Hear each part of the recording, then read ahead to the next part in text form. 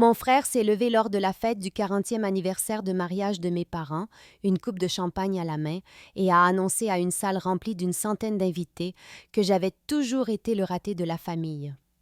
J'ai senti la main de mon fiancé, Josh, se resserrer sur la mienne sous la table tandis que Derek continuait, sa voix portant à travers la salle de bal du country club, expliquant avec des détails saisissants pourquoi cela signifiait qu'il méritait de tout hériter.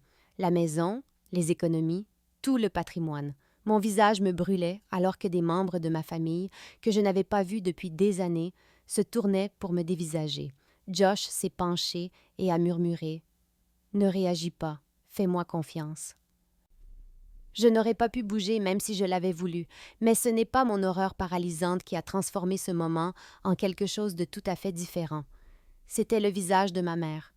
Patricia, toujours posée, toujours diplomate, toujours en train d'arrondir les angles, était devenue complètement, totalement vide, et c'est là que j'ai su que quelque chose était sur le point d'exploser.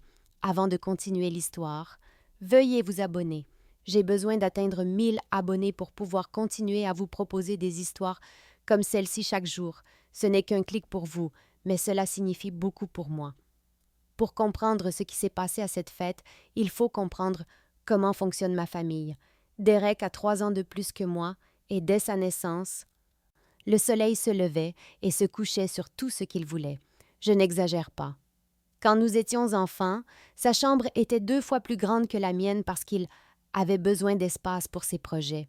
Ses projets étaient des modèles réduits de voitures à moitié construits, qu'il abandonnait au bout d'une semaine, mais bien sûr, il avait besoin d'espace. Moi, j'étais la fille facile, celle qui obtenait de bonnes notes sans qu'on le lui demande, qui ne ratait jamais le couvre-feu, qui aidait maman à préparer le dîner sans qu'on le lui dise. On pourrait penser que cela mériterait une certaine reconnaissance, mais être facile à vivre dans ma famille signifiait simplement que vous étiez peu prioritaire. Derek a eu une BMW pour son 16e anniversaire. J'ai acheté ma propre Honda Civic à 22 ans avec l'argent que j'avais économisé en cumulant 2 emplois. Quand Derek a annoncé qu'il abandonnait l'université en 3e année pour lancer une entreprise de technologie, papa a qualifié cela de vision entrepreneuriale et lui a fait un chèque de 50 000 $. L'entreprise a fait faillite en 8 mois. Quand j'ai obtenu mon diplôme avec la plus haute distinction et que j'ai été acceptée en master, papa m'a demandé si j'avais vraiment besoin de plus d'études et a suggéré que je commence à contribuer au foyer à la place. J'ai financé mes études supérieures avec des prêts et des services de nuit dans un restaurant. Derek a lancé 2 autres entreprises après cela. Les 2 ont échoué. Les 2 ont été financées par mes parents, qui continuait d'insister sur le fait qu'il avait juste besoin de trouver sa voie. Pendant ce temps, je suis devenue enseignante, j'ai acheté mon propre appartement, j'ai remboursé mes prêts en avance et je ne leur ai jamais demandé un centime. D'une manière ou d'une autre, dans le récit familial, Derek était celui qui avait de l'ambition et du potentiel. Moi, j'étais juste là, fiable, ennuyeuse. Emma, celle qui se débrouillait toujours toute seule, alors pourquoi aurait-elle eu besoin d'aide? C'est drôle comme l'autosuffisance est traitée comme un défaut de caractère au lieu de quelque chose dont on peut être fier. Le schéma se retrouvait partout une fois qu'on savait où regarder. J'ai déjà mentionné la situation de la voiture, mais laissez-moi vous parler du mariage de Derek. Il a épousé sa petite amie de l'université à 27 ans et mes parents ont tout payé. 80 000 $, bar ouvert, orchestre, dîner de répétition à Napa, la totale. L'événement a même fait l'objet d'un article dans un magazine local. Quand je me suis fiancée à Josh l'année dernière, maman m'a emmené déjeuner et a gentiment suggéré que nous fassions simple, puisque nous étions tous les 2 des adultes établis qui devaient voler de leurs propres ailes. L'ironie de cette phrase venant d'elle après avoir financé la vie de Derek pendant 35 ans ne m'a pas échappé. Mais j'ai souri et j'ai dit que, bien sûr, nous prévoyons de toute façon quelque chose d'intime. Chaque réunion de famille fonctionnait sur le même principe. Les besoins de Derek passaient en premier. Thanksgiving, organisé en fonction des disponibilités de Derek. Le matin de Noël, retardé jusqu'à ce que Derek décide de se montrer, généralement vers midi. Une fois, Quand j'ai organisé un dîner dans mon appartement, Derek est arrivé avec 2 heures de retard et maman a passé tout le temps avant son arrivée à demander si nous ne devrions pas attendre pour manger. Nous avons attendu. Ma nourriture était sèche et froide quand il est entré nonchalamment, sans s'excuser. Mais le vrai schéma se trouvait dans la façon dont il parlait de nous. Le troisième échec commercial de Derek était décrit comme un mauvais timing sur le marché et des expériences d'apprentissage qui lui serviraient bien. Quand j'ai mentionné que j'étais pressentie pour devenir chef de département à mon école, papa a dit « C'est bien, ma chérie », et a immédiatement changé de sujet pour demander si quelqu'un avait entendu parler du nouveau projet de crypto-monnaie de Derek. Spoiler. Celui-là a aussi échoué. Lors des dîners de famille, Derek dominait les conversations avec des histoires sur ses idées, ses contacts, son potentiel. J'aurais pu guérir le cancer, cela aurait eu moins de temps d'antenne que l'opinion de Derek sur la blockchain. Et si jamais cela semblait me déranger, j'étais trop sensible, jalouse. Tu sais que ton frère a besoin d'un soutien supplémentaire, disait maman, comme si être choyée pendant 35 ans n'était pas un soutien suffisant, comme si moi, je n'avais besoin de rien du tout. L'année dernière, cependant, quelque chose a changé. La troisième entreprise de Derek, une sorte de cabinet de conseil que je n'ai jamais vraiment compris, a complètement implosé. Je parle de procès, de clients en colère, un désastre complet. Il a perdu son appartement, sa voiture a été saisie et, à 35 ans, il est retourné vivre chez mes parents, dans sa chambre d'enfant avec les posters encore sur les murs. On pourrait penser que ce serait un moment d'humilité, d'introspection. On aurait tort. Au lieu de cela, Derek a commencé à faire des commentaires sur le fait que je n'aidais pas assez la famille. Lors des dîners du dimanche, il lançait des petites piques sur le fait que certaines personnes se souciaient plus de leur propre vie que de soutenir leurs proches dans les moments difficiles. Il disait cela en mangeant la nourriture que maman avait préparée. Dans une maison pour laquelle il ne payait pas de loyer, entouré de meubles que papa avait achetés. L'audace était à couper le souffle. Ce qui était pire, c'est que je l'avais aidé. Il y a 3 ans, lorsque sa deuxième entreprise était en difficulté, Derek m'a appelé en larmes, de vraies larmes. Il disait qu'il allait tout perdre, qu'il avait juste besoin d'un pré-relais pour traverser une mauvaise passe, qu'il me rembourserait dans les 6 mois. Je lui ai donné 15 000 $. C'était la majeure partie de mes économies à l'époque. Je n'en ai jamais revu un centime. Quand j'en ai parlé une fois, gentiment, Derek m'a regardé comme si je lui avais craché dessus. « Je n'arrive pas à croire que tu tiennes les comptes », a-t-il dit. « C'est ça ton problème, Sema. Tu traites la famille comme une transaction. » Venant de l'homme qui me devait 15 000 $. Mais maintenant, vivant à la maison et en pleine dérive, Derek avait apparemment décidé que j'étais l'égoïste, que mon crime n'était pas de lui avoir donné de l'argent que je ne reverrai jamais, mais de ne pas lui en avoir donné plus. Papa et maman ne l'ont jamais corrigé. Ils hochèrent la tête avec sympathie quand il se plaignait que personne ne comprenait ce qu'il traversait. J'avais envie de crier que je comprenais parfaitement. Je comprenais qu'on lui avait tout donné sur un plateau toute sa vie et qu'il avait quand même réussi à échouer. Mais je n'ai rien dit. J'ai maintenu la paix, comme toujours. J'ai rencontré Josh il y a 18 mois lors d'une conférence pour enseignants. Il est conseiller d'orientation au lycée, ce qui signifie qu'il est professionnellement formé pour repérer les dysfonctionnements. Et il les a repérés. À notre 3e rendez-vous, j'ai mentionné nonchalamment que je ne pouvais pas dîner le dimanche à cause d'une obligation familiale. « Tous les dimanches » a-t-il demandé. « Tous les dimanches » ai-je confirmé. « Et tu ne peux pas en manquer un seul » La façon dont il l'a dit, comme si c'était une vraie question et non la manière dont la vie fonctionnait, m'a fait réfléchir. Je n'y avais jamais vraiment pensé. C'était la première fissure dans le mur. Le vrai déclic est venu 3 mois plus tard, lorsqu'il m'a rejointe pour le dîner du dimanche. Il a vu Derek arriver avec 45 minutes de retard. Il a vu mes parents le couvrir d'attention malgré tout. Il a vu mon père interroger Derek sur ses perspectives, tout en reconnaissant à peine que je venais de gagner un prix d'enseignement. Sur le chemin du retour, Josh était silencieux. Finalement, il a dit « Emma, je dois te poser une question et j'ai besoin que tu m'écoutes vraiment. Remarques-tu comment ils te traitent? » Je suis immédiatement passée sur la défensive. « Ils sont comme ça, » ai-je dit. Derek traverse une période difficile. Il ne le pense pas à mal. Josh s'est garé sur le côté. Ta mère t'a demandé de céder ta place pour que Derek puisse s'asseoir en bout de table, dans ta maison d'enfance, et tu l'as fait sans même sourciller. Je ne l'avais même pas remarqué. C'était devenu un automatisme. Josh a commencé à pointer du doigt certaines choses.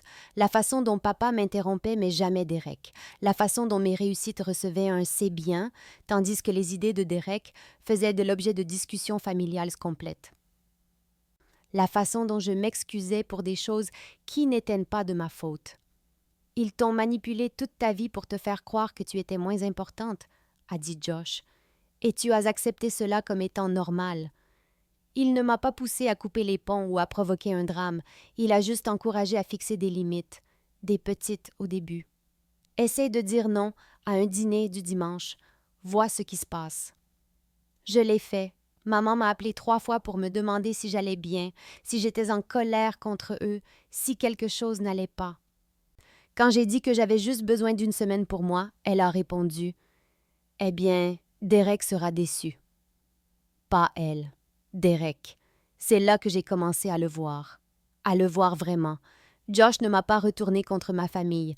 Il m'a juste aidé à réaliser que j'avais vécu dans un brouillard pendant 32 ans. 6 mois avant la fête d'anniversaire, j'ai décidé d'essayer. Josh m'avait gentiment encouragé et je suivais une thérapie depuis quelques mois pour trouver le courage. J'ai invité mes parents à déjeuner sans Derek, juste nous 3, ce qui était assez inhabituel pour que maman me demande 2 fois si tout allait bien. Autour de salades qu'aucun d'eux n'a touchées, j'ai essayé d'expliquer ce que je ressentais.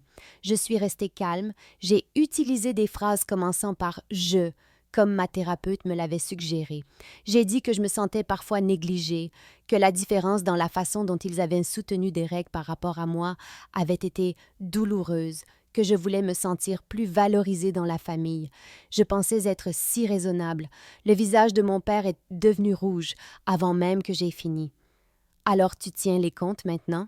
a-t-il dit. « Après tout ce que nous avons fait pour toi? » Tout ce qu'ils avaient fait pour moi. J'ai essayé de lister ce que c'était exactement, mais maman m'a coupé. Emma, c'est très blessant. Nous vous avons toujours aimé de la même manière. Le fait que tu puisses même suggérer le contraire est incroyablement source de division. Source de division. Ce mot est resté en suspens dans l'air. Ton frère est en difficulté, a ajouté papa. Il a besoin de plus de soutien en ce moment. Quand tu étais en difficulté, nous étions là pour toi aussi. J'ai voulu demander quand exactement j'avais été en difficulté d'une manière qu'ils auraient remarqué, quand ils m'avaient offert de l'aide que je n'avais pas demandée. Mais les yeux de maman commençaient à s'embuer et elle faisait ce truc où elle pressait ses doigts contre ses tempes, comme si je lui donnais la migraine. « Je pense que tu as passé trop de temps à écouter Josh, » dit-elle doucement. « Il ne comprend pas notre famille. » Bien sûr qu'ils allaient rejeter la faute sur Josh. Derek a somehow entendu parler du déjeuner. Maman a dû le lui dire et m'a appelé ce soir-là. « Je n'arrive pas à croire que tu aies attaqué papa et maman comme ça, » a-t-il dit, après tout ce qu'ils ont sacrifié pour nous. Tu es si ingrate, Emma. Tu as toujours eu ce complexe de victime. Je me suis excusée. Je me suis vraiment excusée auprès de lui. J'ai dit que je ne le pensais pas de cette façon, que je traversais juste une période difficile et que je m'en étais pris à eux injustement. Il a accepté mes excuses comme un roi accordant sa clémence. Je suis retournée au dîner du dimanche. J'ai maintenu la paix, j'ai tout ravalé.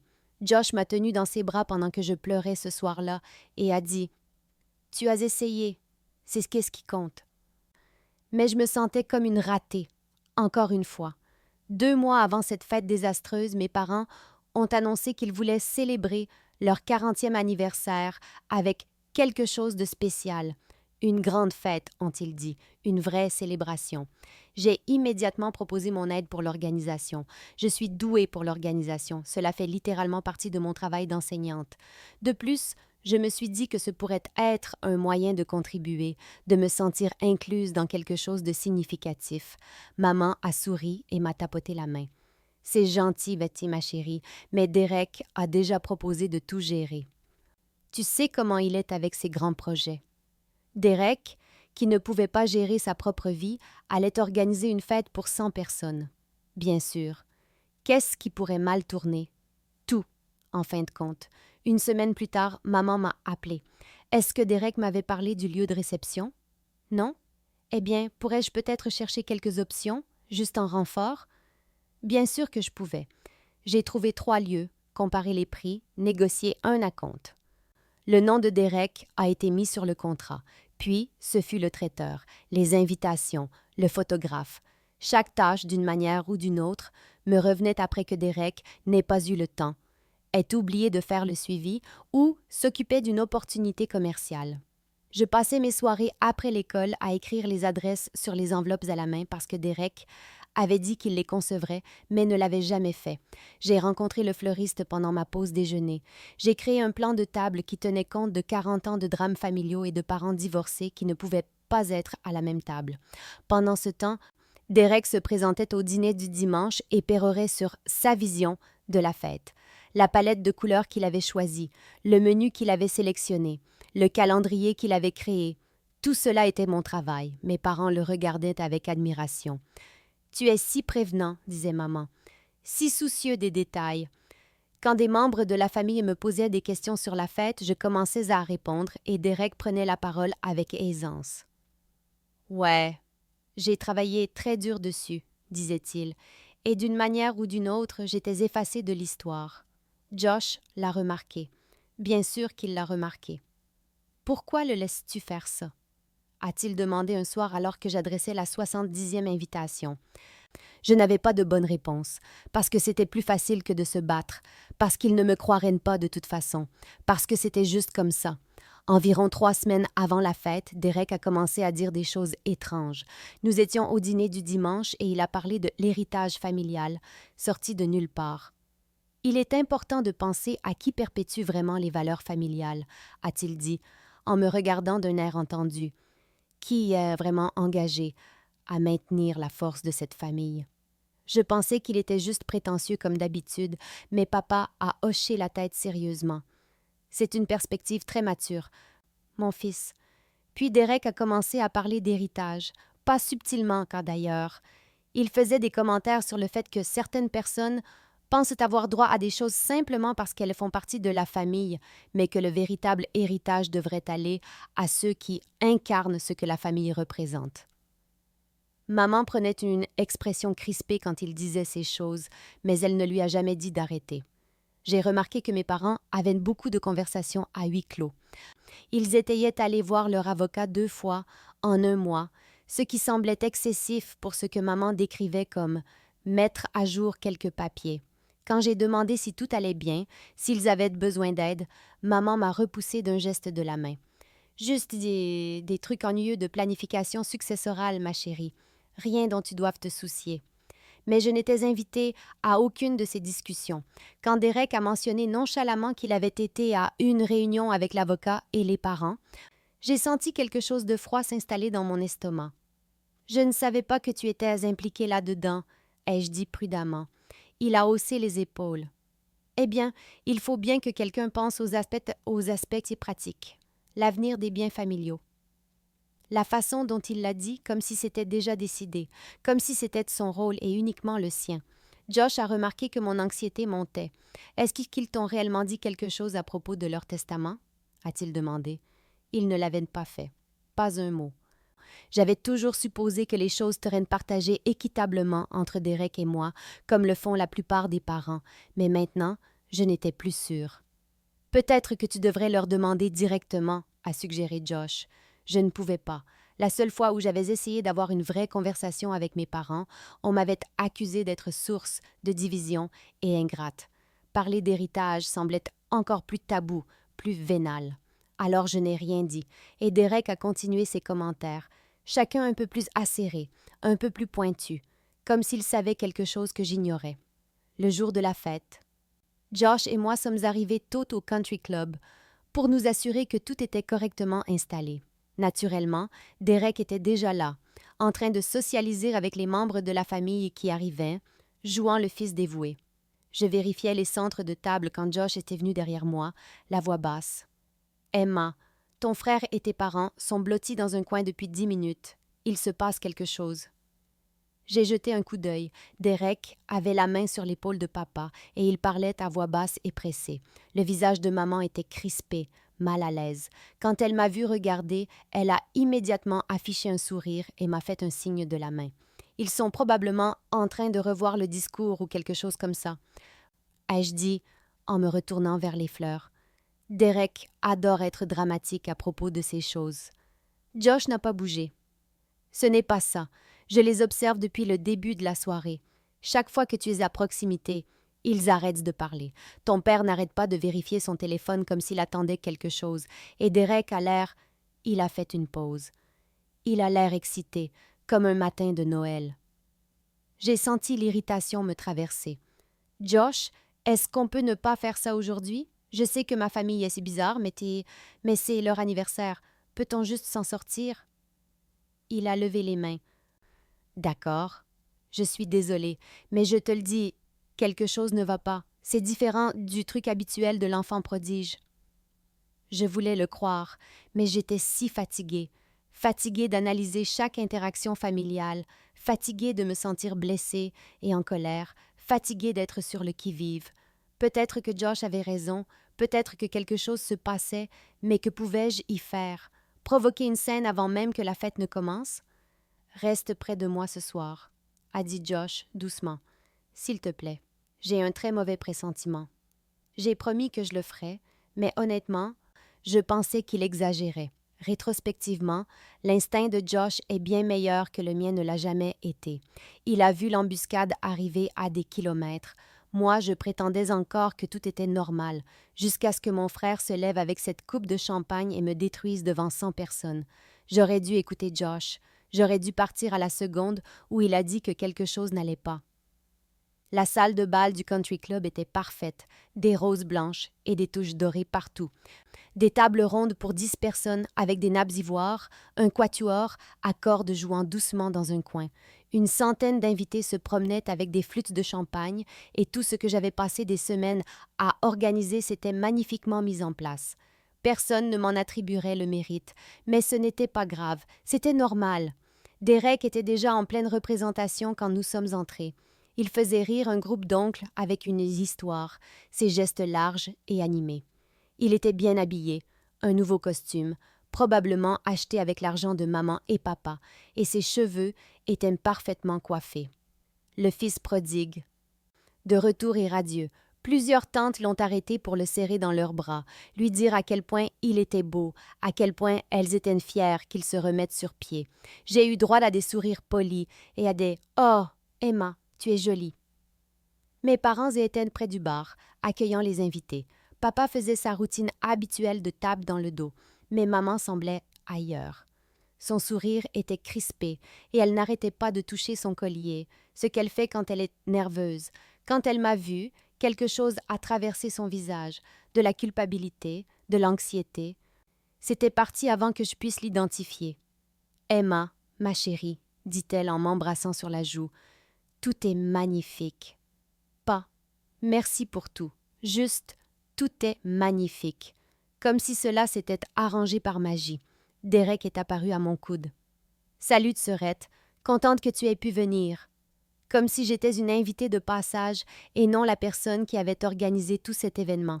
Il a tapé sur l'épaule de Josh avec une fausse chaleur. « Josh, content de te voir, mon pote. » Le sourire de Josh n'atteignait pas ses yeux. « Derek. » Je l'ai senti alors, cette sensation familière de disparaître, de devenir un élément de décor dans ma propre famille. Les invités continuaient d'approcher Derek, lui posant des questions sur ses projets, sa prochaine entreprise. Quelques personnes m'ont demandé comment allait l'école, mais leurs yeux se détournaient à mi-chemin de ma réponse. J'étais l'apéritif. Derek était le plat principal. Nous avons pris nos places à la table familiale. Moi et Josh d'un côté, Derek de l'autre avec une chaise vide à côté de lui. Son ex-femme n'était pas venue, sans surprise. Papa et maman en bout de table. La salle s'est remplie du bourdonnement des conversations et du tintement des verres. J'ai regardé tous ces gens, la fête que j'avais essentiellement organisée, et je me suis sentie complètement invisible. Josh a serré ma main sous la table. J'ai serré la sienne en retour. Juste tenir jusqu'à la fin du dîner, me suis-je dit. Sourire, être gracieuse, rentrer à la maison. Encore quelques heures, et ce serait terminé. Le dîner touchait à sa fin. filet mignon et saumon, que j'avais tous deux sélectionnés après avoir goûté 3 menus, quand papa s'est levé et a tapé sur son verre. « Je crois qu'il est temps de porter quelques toasts », dit-il en souriant à la salle.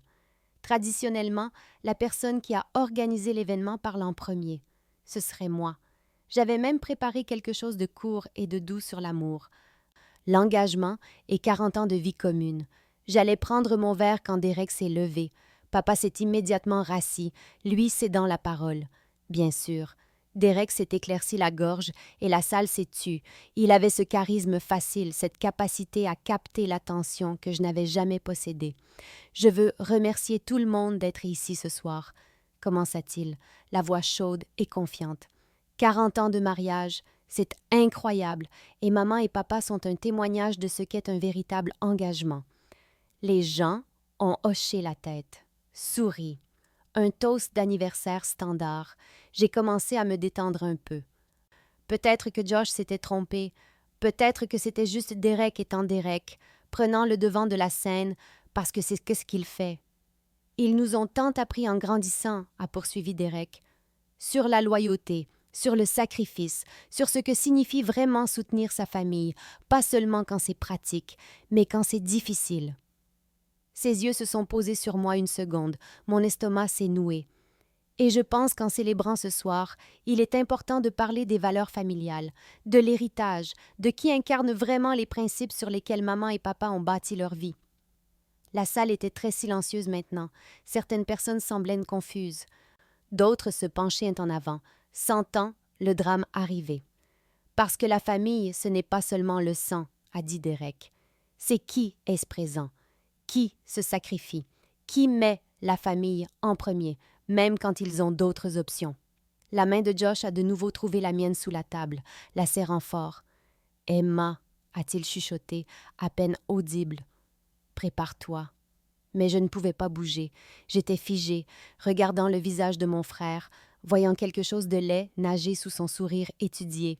Et puis, il l'a dit, les mots qui allaient me faire voler mon monde en éclats. Ma sœur Emma a toujours été, eh bien, soyons honnêtes, le raté de la famille. La voix de Derek était désinvolte, presque apologétique, comme s'il partageait une vérité inconfortable que tout le monde connaissait déjà. La salle était devenue silencieuse comme la mort. J'ai arrêté de respirer. « Je ne dis pas ça pour être cruel, » a-t-il poursuivi, et j'ai vu son visage prendre une expression qui ressemblait à de l'inquiétude. Mais il est important d'être réaliste. Emma a choisi une carrière dans l'enseignement, ce qui est bien, admirable même, mais appelons un chat, un potentiel de revenus médiocre, pas de réelles opportunités d'avancement. Elle a 32 ans et vient de se fiancer, ce que vous savez, la plupart des gens règlent plus tôt. Mon visage était en feu. 100 personnes me fixaient. Je pouvais sentir leurs yeux comme une pression physique. Et le truc, c'est qu'Emma n'a jamais vraiment contribué à cette famille, ni financièrement, ni émotionnellement. Elle se tient à l'écart, indépendante, ce qui semble bien sur le papier, mais en réalité, cela signifie simplement qu'elle n'a jamais été là quand la famille avait besoin d'elle. Je voulais me lever, crier, lui jeter ma coupe de champagne à son visage suffisant. Mais j'étais paralysée, complètement figée sur ma chaise. Cela n'arrivait pas, cela ne pouvait pas arriver. Pendant ce temps, j'ai consacré ma vie à construire quelque chose de significatif, a dit Derek. Oui, j'ai eu des revers. C'est ce qui arrive quand on prend des risques, quand on essaye de créer quelque chose de plus grand que soi. Maman et papa l'ont compris. Ils ont investi en moi parce qu'ils ont vu du potentiel, une vision, un avenir. Certains amis de Derek hochaient la tête, approuvant réellement cela. Alors, quand on parle d'héritage, de succession, de qui devrait perpétuer le nom et les valeurs de la famille, il a fait une pause pour l'effet. Je pense que la réponse est assez claire. Maman et papa ont décidé, et je suis d'accord avec eux, que le patrimoine familial devrait principalement aller à quelqu'un qui l'honorera vraiment, l'utilisera correctement, et c'est moi. Il a levé son verre. À maman et papa, merci de croire en moi, même quand les temps étaient durs. Merci de reconnaître qu'était votre véritable investissement. Je ne sentais plus mes mains. Josh disait quelque chose à côté de moi, mais je ne pouvais pas l'entendre à cause du bourdonnement dans mes oreilles. Quelques personnes applaudissaient timidement. La plupart avaient l'air profondément mal à l'aise. La bouche de ma tante Hélène était grande ouverte, mais rien de tout cela n'avait d'importance. Tout ce que je pouvais voir, c'était le visage triomphant de mon frère. Et mes parents, assis en bout de table, aucun d'eux ne se levant pour l'arrêter. Derek n'avait pas fini. Il a pris une gorgée de champagne, laissant ses mots s'imprégner, savourant l'attention. « Je sais que cela peut sembler dur pour certains d'entre vous, » dit-il, son ton devenant condescendant, comme s'il expliquait des mathématiques de base à des enfants. Mais cette décision n'a pas été prise à la légère. Maman, papa et moi avons eu de longues conversations avec l'avocate de la famille. Nous avons examiné les chiffres, l'avenir, qui est le mieux placé pour gérer de manière responsable des actifs substantiels. Il a dit cela comme si c'était déjà finalisé, signé, scellé, livré. Mon héritage, ou son absence, décidé lors de réunions auxquelles je n'avais jamais été invitée, documenté dans des papiers que je n'avais jamais vus. Emma a fait ses choix, a poursuivi Derek avec un petit haussement d'épaule. Le modeste appartement, le salaire d'enseignante, la vie tranquille, et c'est bien, c'est son chemin. Mais la maison familiale, les investissements, l'héritage que maman et papa ont construit, cela nécessite quelqu'un avec un sens des affaires. Quelqu'un qui comprend la gestion de patrimoine et le potentiel de croissance.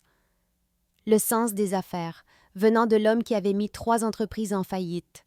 J'ai senti la pièce basculer, comme si le sol s'effondrait sous ma chaise. Certains invités hochaient la tête, principalement les amis de Derek et quelques membres de la famille qui l'avaient toujours favorisé.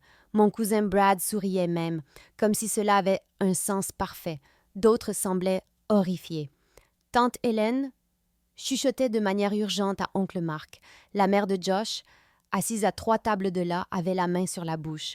Mais beaucoup de gens regardaient simplement leur assiette, ne voulant pas s'impliquer, ne voulant pas contredire le récit que Derek tissait. Alors, à maman et papa, Derek a levé son verre plus haut, pour avoir fait le choix intelligent, le bon choix, pour avoir reconnu que l'héritage familial doit aller à quelqu'un qui en fera réellement quelque chose. Quelques applaudissements, pas enthousiastes, mais suffisants, assez pour le valider, assez pour rendre cela réel. J'ai finalement réussi à tourner la tête vers mes parents. Papa fixait son assiette, la mâchoire serrée, et maman? Le visage de maman était passé de tendu à quelque chose de complètement différent, quelque chose de froid et de dangereux que je n'avais jamais vu auparavant. Elle serrait si fort sa coupe de champagne dans sa main que j'ai cru qu'elle allait se briser. Avant que je puisse trouver ma voix, avant que Josh puisse me sortir de là, avant que quiconque puisse réagir, ma mère s'est levée. Le mouvement était lent, délibéré. Tous les regards dans la pièce se sont tournés vers elle. Le visage de Patricia était de glace. Pas l'expression crispée et inconfortable de tout à l'heure, pas le sourire nerveux ou le scintillement de culpabilité. C'était autre chose, quelque chose que je n'avais jamais vu sur le visage de ma mère en 32 ans, de la fureur pure et froide. « C'est intéressant, Derek, » dit-elle. Sa voix a traversé la salle de bal comme une lame. « C'est très intéressant, parce que ce n'est pas ce que dit mon testament. » Le silence qui a suivi était absolu. On aurait pu entendre une mouche voler. Le visage de Derek s'est vidé de sa couleur. Toute cette confiance, cette suffisance s'est évaporée en un instant. « Maman, » commença-t-il. « Assieds-toi, » dit Patricia. Ce n'était pas fort, ce n'était pas un cri, mais Derek s'est assis. Immédiatement, comme une marionnette dont on aurait coupé les fils. Je ne pouvais pas bouger, je ne pouvais pas respirer. Qu'est-ce qui se passait? « Je suis désolée que tout le monde ait dû assister à ça, » a poursuivi maman, ses yeux balayant les invités. « Mais je pense qu'il est important, étant donné ce que mon fils vient d'annoncer à une salle pleine de gens, que nous éclaircissions une certaine confusion. » Papa était devenu pâle à côté d'elle. « Patricia, » dit-il doucement, d'un ton d'avertissement. Elle l'ignora complètement. « Derek, tu as dit que tu avais eu de longues conversations avec moi et l'avocat de la famille. C'est en partie vrai. Tu as eu des conversations avec ton père, mais tu vois, nos actifs ne sont pas communs. Mon héritage de mes parents, les propriétés que j'ai apportées dans ce mariage, mes investissements personnels, ce sont les miens, et mon testament et ma décision. » La bouche de Derek s'ouvrit et se ferma comme un poisson. La pièce était figée, tout le monde fasciné par le spectacle qui se déroulait. « Et je l'ai changé, » dit Patricia, chaque mot net et clair. « Il y a 3 mois, sans le dire à personne. » Elle se tourna pour me regarder directement. Quelque chose dans son expression se fissura, juste légèrement. « Emma est ma principale bénéficiaire. » Pas Derek. Le monde s'est arrêté de tourner. J'ai senti la main de Josh se resserrer sur la mienne si fort que ça en était douloureux. Des halètements ont parcouru la foule. Et Derek? Derek avait l'air d'avoir été giflé. Ma mère n'avait pas terminé. Elle a pris son verre d'eau, a bu une gorgée délibérée et a continué comme si elle discutait de la météo. Il y a 3 mois, j'ai rencontré mon avocat. Seule, j'ai révisé tout mon plan successoral. Emma reçoit la maison familiale, mon portefeuille d'investissement et la majeure partie de mes biens.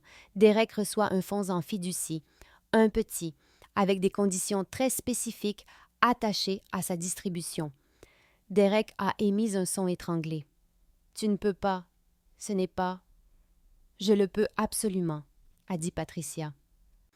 Et je l'ai fait. J'ai passé les 3 derniers mois à tout documenter, chaque fois que ton père t'a fait un autre chèque, chaque fois que tu es arrivé en retard, ou que tu as exigé quelque chose, ou que tu t'es plaint de ta sœur, chaque conversation où tu as traité Emma d'égoïste, tout en vivant gratuitement dans notre maison.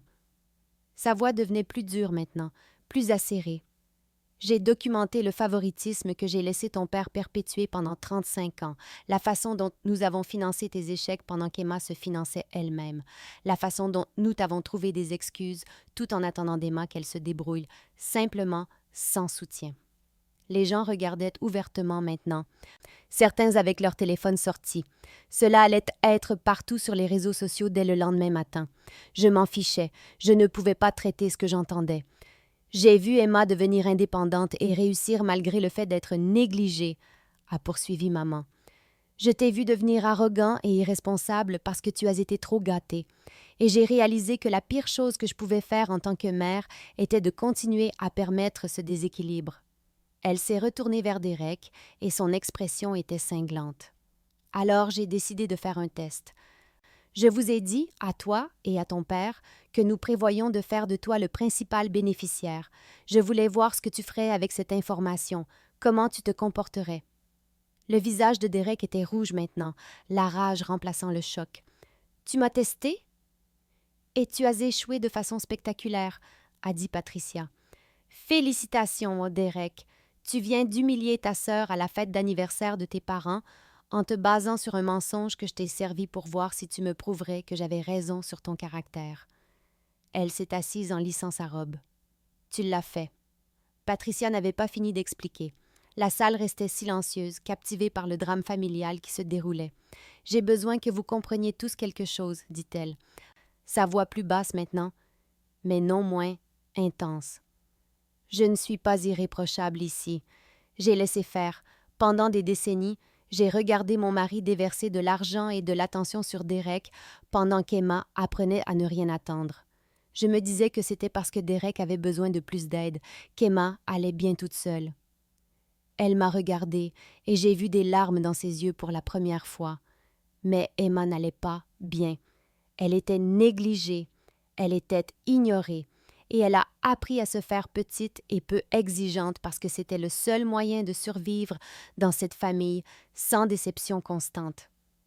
J'avais la gorge nouée. Je ne pouvais pas parler. « Je t'ai vu financer tes études supérieures, » me dit maman. « Je t'ai vu acheter ta propre voiture, ton propre appartement. Je t'ai vu construire une vie et une carrière magnifiques, sans aucune aide de notre part. Et au lieu d'être fiers, au lieu de te célébrer, nous avons agi comme si ton indépendance était un défaut de caractère, comme si tu étais distante ou difficile. » Elle se tourna de nouveau vers la salle. « Il y a 3 mois, j'étais à l'école d'Emma pour un événement communautaire. Je l'ai vue avec ses élèves. J'ai vu comment ils s'illuminaient autour d'elle, comment elle avait clairement changé leur vie, et j'ai réalisé que ma fille était devenue une femme extraordinaire malgré sa famille, et non grâce à nous. » Derek secouait la tête, le visage tordu. « C'est de la folie. Tu ne peux pas juste... » « Je t'ai parlé du changement de testament il y a 6 semaines, » le coupa Patricia.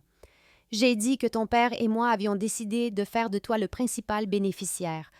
J'ai observé ce que tu as fait avec cette information, les commentaires sur l'héritage, les pics subtils à Emma, et puis, ce soir, cette performance. Elle fit un geste vers la salle. Tu ne pouvais pas simplement accepter la bonne fortune en silence. Tu devais détruire ta sœur publiquement pour justifier pourquoi tu le méritais plus. Sa voix baissa. Tu as prouvé exactement pourquoi tu ne le mérites pas. Derek a bondi de sa chaise si violemment qu'elle a basculé en arrière et s'est écrasée au sol. « C'est des conneries !» a-t-il hurlé, le visage violet de rage. « Elle t'a manipulé. Emma et ce petit ami à elle t'ont monté la tête, t'ont retourné contre ton propre fils. » Il me montrait du doigt, tremblant, de la salive volant de sa bouche. J'ai tout sacrifié pour cette famille, pendant qu'elle restait là à nous juger. Et maintenant tu la récompenses. Pourquoi? Pour être froide? Pour nous avoir abandonnés? Les gens se levaient maintenant, reculant, la célébration complètement détruite. Papa a enfin retrouvé sa voix. « Patricia, de quoi parle-t-il? Tu as changé le testament? Sans en discuter avec moi? » Son visage était blanc de choc. Il ne savait vraiment pas. Maman s'est tournée vers lui et son expression était dévastatrice. « Oui, Robert, sans toi, parce que tu es autant le problème que lui. Tu as cautionné le comportement de Derek pendant 35 ans. Chaque entreprise qui a échoué, chaque crise de colère, chaque fois qu'il a blâmé quelqu'un d'autre pour ses problèmes, tu as fait un chèque et tu lui as dit qu'il avait raison. C'est toi qui l'as créé. » Papa a reculé comme s'il avait été giflé. « Je demande aussi le divorce, » a dit maman, sa voix stable malgré le chaos. « J'ai 62 ans et j'en ai fini.